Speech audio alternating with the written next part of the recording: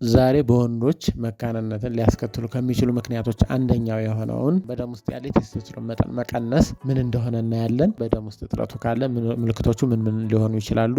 በምን ይገለጻሉ? በደም ውስጥ ያለ የቴስቶስትሮን መጠናችንን በተፈጥሯዊ መንገድ እንዴት ማቆየት ይቻላል የሚል ደግሞ እናያለን። ከዛ ውጭ ሕክምና ውስጥ ምን ሊሆን ይችላል የሚለውን እናያለን። እንግዲህ ቴስቶስትሮን ሰውነታችን ውስጥ በደም ውስጥ የሚገኝ በተፈጥሯዊ መንገድ ሰውነት ውስጥ የሚመረት በጣም ጠቃሚ የሆነ የወንዶች ሆርሞን ነው። ብዙ ጊዜ በወንዶች ከፍ ስለሚል የወንዶች ሆርሞን የወንድ የጾታ ሆርሞን ይባላል። ሜል ሴክስ ሆርሞን ማለት። ስለዚህ በሰውነታችን ውስጥ ከሚያከናውናቸው ዋነኛ ስራዎች መካከል የመራቢያ አካላት እድገት አንደኛው የሚሆነው የመራቢያ አካላት እንዲያድጉ ያደርጋል። ከማህፀን ውስጥ ህይወት ጀምሮ በህፃንነት ወቅት ለወንድ የጾታ አካላት እድገት በጣም ጠቃሚ ነው ማለት ነው። በወጣትነት ዘመንም የሚከሰቱ ለውጦችን ለማምጣት ይጠቅማል። የጉርምስና ለውጦች አለው አይደለ? የድምጽ መጎርነን፣ የፀጉር አካባቢ የተለያዩ አካባቢዎች ማደግ፣ የወንድ ዘር ማመንጨት ማሳደግ ላይ በጣም ትልቅ አስተዋጽኦ ነው ያለው። እንግዲህ ቴስቶስትሮን ራሱን ችሎ ቴስቶስትሮንም የራሱ ተጽዕኖ አለው። ከሱ ቀጥሎ በሜታቦሊዝም የሚመጣ ዲሃይድሮቴስቶስትሮን ይባላል። በሱም ምክንያት እነኚህን ለውጦች ያመጣል ማለት ነው። ሌላ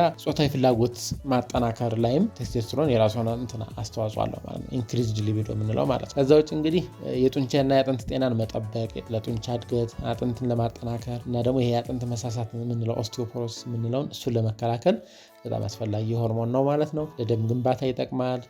አጥንት ውስጥ ነው እንግዲህ የቀይ ደም ሴል የሚሰራው እንደሚታወቀው። ስለዚህ የቀይ ደም ሴል ምርት እንዲጨምር ያደርጋል፣ ያግዛል ማለት ነው። በሰውነት ሜታቦሊዝም እንግዲህ የሰውነት ስብን በመቀነስ ጡንቻ ግንባታ ላይ እንደነገርኳችሁ ትልቅ አስተዋጽኦ ያለው ሆርሞን ነው ማለት ነው። በአእምሮ ጤና ላይም እንደዚሁ የተረጋጋ የአእምሮ ጤንነትን መጠበቅ፣ የማስታወስ ችሎታን መጨመር ላይ ትልቅ አስተዋጽኦ ነው ያለው ማለት ነው። ስለዚህ የቴስቶስትሮን ሆርሞን መቀነስ ምን ሊያስከትል ይችላል የሚለውን እስኪ እንግዲህ የቴስቶስትሮን ሆርሞን መጠን በሰውነት ውስጥ ሲቀንስ በወንዶች ላይ የተለያዩ ችግሮች ይከሰታሉ። እንግዲህ ከነዚህ መካከል የተወሰኑትን እና ዋና ዋናዎችን ለማየት ያክል በህፃናትና በወጣትነት ዘመን እጥረቱ ቢኖር አንደኛ የጉርምስና መግቢያ እድሜ ይዘገያል። ምንድነው? ወደ ጉርምስና መሸጋገሪያ እድሜ ሊዘገይ ይችላል ወንዶች ላይ ማለት ነው። ይሄ ዲሌይድ ፑበርቲ የምንለው ማለት ነው። ድምጽ በትክክለኛ መቀየር ባለበት ወደ ጉርምስና መሸጋገር ባለበት እድሜ አይቀየርም።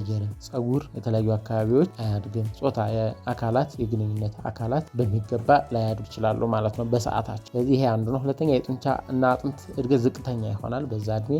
ሌላው ደግሞ አንዳንድ ወንዶች ላይ ደግሞ ይሄ የጡት መጠን መጨመር ወይ ደግሞ ጋይኒኮማስቲያ የምንለው ምልክትም ልናይ እንችላለን። ምልክቶችን ማስተዋል ያስፈልጋል ማለት። ሌላ በአዋቂዎች ላይ እጥረቱ ምን ሊያስከትል ይችላል የሚለውን ስናይ አንደኛ ዝቅተኛ የወሲብ ፍላጎት ሊኖር ይችላል። አዋቂዎች ላይ ዝቅተኛ የወሲብ ፍላጎት ሊያመጣ ይችላል። ድካም ማለት የጡንቻ ማነስ፣ ብስጩ መሆን፣ ኢሪቴቢሊቲ፣ የመንፈስ ጭንቀት፣ ትኩረት ማጣት፣ ይሄ ላክ ኦፍ ኮንሰንትሬሽን የምንለው የማስታወስ ችሎታ መቀነስ፣ ደም ማነስ ሊያመጣ ይችላል። የፀጉር መሳሳት እንግዲህ ቅድም ከነገርኳችሁ ከሚሰጠው ጥቅም ሰውነት ውስጥ ካለው ጥቅም በተቃራኒ ማለት ነው። ዝቅተኛ የፂም እድገት ሊኖር ይችላል። ከፍተኛ ውፍረት፣ የአቅም ማጣት፣ ለአጥንት መሳሳት ሊዳረግ ይችላል ሰውየው። ሌላ ደግሞ የወንድ ዘር ወይም ደግሞ ስፐርም የምንለው መጠን መቀነስ እንዲሁም መካንነትም ሊያስከትል ይችላል። ሌላ የብልት መቆም መቸገር ወይም ደግሞ ኢሬክታይል ዲስፋንክሽን የምንለውን። ከዚህ በተጨማሪ እንግዲህ ልብና ለደም ግፊት ተጋላጭነት ይጨምራል ማለት ነው። እንግዲህ መካንነትን በሶስት አይነት መንገድ ሊያመጣ ይችላል ማለት ነው። እንግዲህ ከዘረዘር ናቸው አንደኛ የስፐርም መጠን መቀነስ አንድ ምክንያት ሊሆን ይችላል።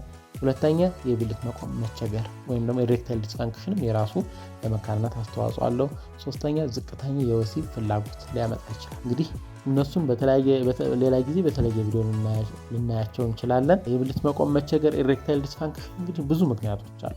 ኢሬክታይል ዲስፋንክሽን የሚመጣባቸው ምክንያቶች ብዙ ሊሆኑ ይችላሉ ማለት ነው። ዝም ብላ የተወሰኑትን ለማየት ያክል አንደኛ ብዙ ጊዜ ኢሬክታይል ዲስፋንክሽን የምንለው የሚመጣበት ምክንያት ብዙ ጊዜ ሞስት ኮመን ኮዝ ወይም ደግሞ የተለየ ምክንያት የምንለው የደም ስር ችግሮች፣ የደም ስር መጥበብ፣ ይሄ አቴሮስክለሮሲስ የምንለው ነገር ብዙ ጊዜ ግፊት ያለባቸው፣ ስኳር ያለባቸው አጫሾች እነሱን የሚያጠቃ የደም ስር ችግር ማለት ነው። እሱ ሲኖር ይሄ ችግር ሊኖር ይችላል። ሌላ እንግዲህ የነርቭ ችግሮች ከነርቭ ጋር ተያያዙ ያሉ ችግሮች። የነርቭ ችግር እንግዲህ በጣም ሰፊ ናቸው። አንዳንዴ የመጨረሻ አካባቢ ያሉ ነርቮች ሊሆኑ ይችላሉ።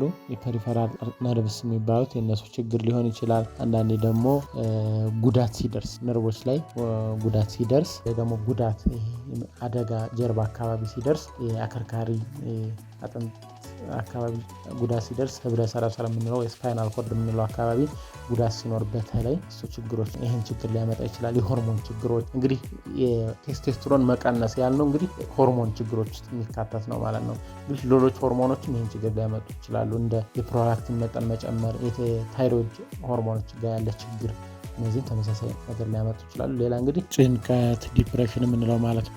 ድብርት፣ ከስነ አእምሮ ህክምና ጋር የተያዙ ችግሮች እንደ ድብርት አይነት መሰል የስነ አእምሮ ችግሮች ካሉ፣ ሌላ እንግዲህ አንዳንድ መድኃኒቶችንም ይህን ችግር ሊያመጡ ይችላሉ። ከዚህ ውጭ እንግዲህ እዛው ብልት አካባቢ ያሉ ደግሞ ይሄ አናቶሚክ ፕሮብሌምስ የምንላቸው ብልት አካባቢ ያሉ ችግሮች ልክ የአፈጣጠር ችግር ሊሆን ይችላል። በግርዛት ጊዜ የሚፈጠር ችግር ሊሆን ይችላል። ላይ በተለይ በባህላዊ ግርዛት በባህላዊ መንገድ ሲከናወን የሚፈጠሩ ችግሮች ይኖራሉ። ከዚህ ውጭ እንግዲህ እዛው አካባቢ ብልት አካባቢ ኢንፌክሽን ካለም ይህን ችግር ያመጣል። ከዛ ውጭ እንግዲህ እንደ ስኳር፣ የኩላሊት በሽታ፣ የግፊት በሽታ እነዚህ ካሉ እንግዲህ በቀጥታ ባያመጡ በተዘዋዋሪ የደም ስር መጥበብን ሊያመጡ ይችላሉ። ስለዚህ የነርቭ ችግር ሊያመጡ ይችላሉ ማለት ነው። ስለዚህ በዚህ ምክንያት ይህ ችግር ሊፈጠር ይችላል ማለት ነው። ወደ ዋናው ርዕሳችን ስንመለስ እንግዲህ የቴስቴስትሮን ይህን ሁሉ ችግር ያመጣል። የቴስቴስትሮን እጥረት እንግዲህ ኤሬክታይል ዲስፋንክሽን ወይም ደግሞ የብልት መቆም ችግርንም ሊያመጣ ይችላል ነው። በደም ውስጥ የቴስቴስትሮን መጠን እንግዲህ በጉርምስና ወቅት በጣም ከፍተኛ ነው።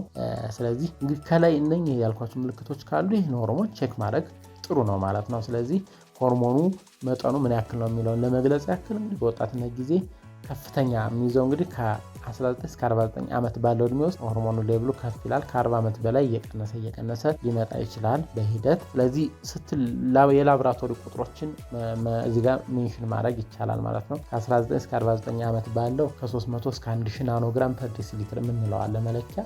በሱ መካከል ከሆነ ኖርማል ነው እንላለን። ከ50 ዓመት በላይ እንኳን ያው እየቀነሰ ስለሚሄድ ከ250 ብትነሱም ችግር የለውም። ስለዚህ ከ250 ካነሰ ነው ትንሽ ነው የሚባለው እንጂ 250 እና ከዛ በላይ ኖርማል ሊሆን ይችላል ማለት ነው።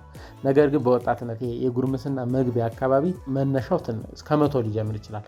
ከ100 ናኖግራም ፐር ዴሲሊትር ይሄ መለኪያ ነው። ከዚህ ጀምሮ ነው እየጨመረ ወደ ወጣትነት ደረጃ ሌቭል የሚሄደው ማለት ነው። ስለዚህ ከ300 በታች ከሆነ እንዳጠቃላይ ከ300 ናኖግራም ፐር ዴሲሊትር በታች ከሆነ እና በተለይ ደግሞ ምልክቶች ካሉ መታየት ያስፈልጋል ማለት ሕክምና ያስፈልጋል። ቀጣይ በተፈጥሯዊ መንገድ ቴስቴስትሮን እንዲጠብቀን እንዴት እናቆያለን? ምን የተለያዩ በተፈጥሯዊ የምናደርጋቸው ነገሮች ቴስቴስትሮን ሌቭሉን ሊጨምሩልን ይችላሉ ማለት ነው። እነሱን እናያለን። ሌላ ሕክምናው ምንድነው የሚለው እናያለን። ዶክተር ማስረሻ ነኝ። አመሰግናለሁ።